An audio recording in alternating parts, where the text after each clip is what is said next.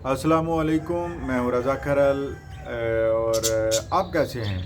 आप उम्मीद है खैरियत से होंगे, लेकिन परेशान ज़रूर होंगे कि जो मुल्की हालात चल रहे हैं मईशत के ख़ास तौर पर, और सियासत और चपकलश जो इदारों के दरमियान एक तरह से नज़र आ रही है। अल्लाह करे कि वो जल्द ख़त्म हो जाए। ताज़ा तरीन यही है कि supreme court practice and procedure bill 2023 के ख़िलाफ़ जो समाअत कल हुई थी, उसमें शाम को जो डेट आई वो 2 मई की आ गई है। इससे पहले ये डेट नहीं आई थी, और ये तहरीरी हुक्मनामे में 2 मई को इस दोबारा समाअत होगी। और इस बिल के दरख्वास्त इस बिल के ख़िलाफ़ दरख्वास्तगार समी इब्राहिम ग़ुलाम हुसैन ये सहाफ़ी हैं, और इस बिल के बारे में जो इस्तदा है वो यही है कि इसको ख़त्म किया जाए, ये अदलिया की आज़ादी पर एक हमला है वगैरह वगैरह। लेकिन हम ये देखते हैं कि ये आज खुद नोटिस के हवाले से माजी में भी और जजेस के अंदर भी ये एक्सप्रेशन आते रहे हैं, ये इजहार होता रहा है कि ये अख्तियार बहुत बेजा है, ये अख्तियार को रेगुलेट होना चाहिए वगैरह वगैरह। ये जस्टिस शाकिब निसार ने भी, जस्टिस आसिफ सईद खोसा ने भी एक बार इस बात का तज़किरा किया।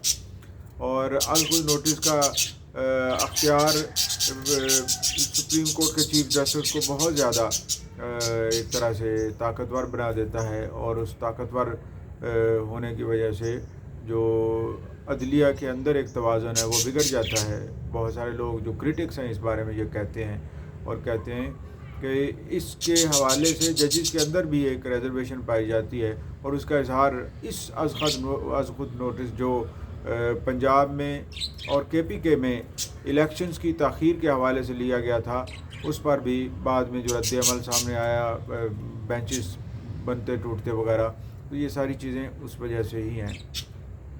ये आज खुद नोटिस आइन की आर्टिकल 184/3 के तहत लिया जाता है, और इसके तहत ये किसी भी मामले पर लिया जाता है। 90 की दिहाई से पहले ये आज खुद नोटिस बहुत महदूद था, लेकिन 90 की दिहाई के बाद ये बहुत ज़्यादा इस्तेमाल होने लगा है। और अब ख़ास तौर पर ये 2007-8 के बाद जब चीफ जस्टिस इफ्तिखार मोहम्मद चौधरी दोबारा से आए, तो उन्होंने आज खुद नोटिस काफ़ी ज़्यादा लिए, और उसके बाद फिर जस्टिस शाकिब निसार, आसिफ सईद खोसा, जस्टिस गुलजार, और ये सब जो CJP बनते रहे इन्होंने। और अब हालिया ये आज खुद नोटिस पे जो डिबेट चल निकली है, ये भी एक आज खुद नोटिस ही था। आज खुद नोटिस पे के अख्तियार पे जो बेंच बना है उसके सरबराह, यानी उस कानून के हवाले से जो समाअत हो रही है वो सरबराह ही है चीफ जस्टिस उमर अता बंदयाल साहब की। और ये दिलचस्प है कि उमर अता बंदयाल साहब उस केस की समाअत कर रहे हैं जिसमें एक तरह से मुतासरा फरीक वो भी हैं या मुतासर वो भी हो सकते हैं, उनके अख्तियारात बहसीत चीफ जस्टिस कम या ज़्यादा भी हो सकते हैं। तो ये इस लिहाज से काफ़ी दिलचस्प है। बिल के हवाले से जो ताज़ा तरीन यही है कि बिल अभी दोबारा सदर की मंजूरी के लिए है। पार्लियामेंट ने तो पास कर लिया था, अब वो कब मंजूर होता, और अगर नहीं भी होता तो वो बिल पासशुदा समझा जाएगा, लेकिन उस पर अमल दरामद 2 मई तक नहीं होगा, जबकि 2 मई को दोबारा हियरिंग होगी तो नया आगे सिलसिला शुरू होगा। और जहाँ तक ये बात है कि अब आगे पाकिस्तान किस तरफ जाएगा, तो ये कोई मसला नहीं है, इस लिहाज से कि ये डिबेट्स होती रहती हैं, और इदारों के दरमियान अख्तियारात की तकसीम के हवाले से कौन सा इदारा सुप्रीम है कौन सा नहीं है। पाकिस्तान में जो सुप्रीमेसी है उसमें तो और चीज़ है, लेकिन सवाल तो ये आता है कि जिसको अख्तियार हासिल है क्या उसके अख्तियार के हिसाब से उसका एहतसाब भी हो सकता है या उसका मुहासबा भी हो सकता है, बाज़पुर्स भी हो सकती है या नहीं। अगर बाज़पुर्स नहीं हो सकती तो फिर ये डिक्टेटरशिप ही होती है, चाहे वो जिस लेवल की भी हो। तो मैं तो यही उम्मीद करता हूँ कि सारे जो स्टेक होल्डर्स हैं इस बात को समझेंगे कि जमहूरियत के स्पिरिट यही है कि जिसके पास अख्तियार हो उसके अख्तियार के हवाले से उसकी जवाबदेही भी हो सके। और अगर आप जवाबदेही नहीं कर सकते तो इसका मतलब वो जमहूरियत नहीं, कहीं ना कहीं उसमें आमरीत की आमेज़श हो चुकी है। रही बात आगे पाकिस्तान के IMF के साथ मुज़ाकरात की, तो ये अभी चल रहे हैं और उम्मीद है कि ये कहीं ना कहीं पहुंच ही जाएंगे।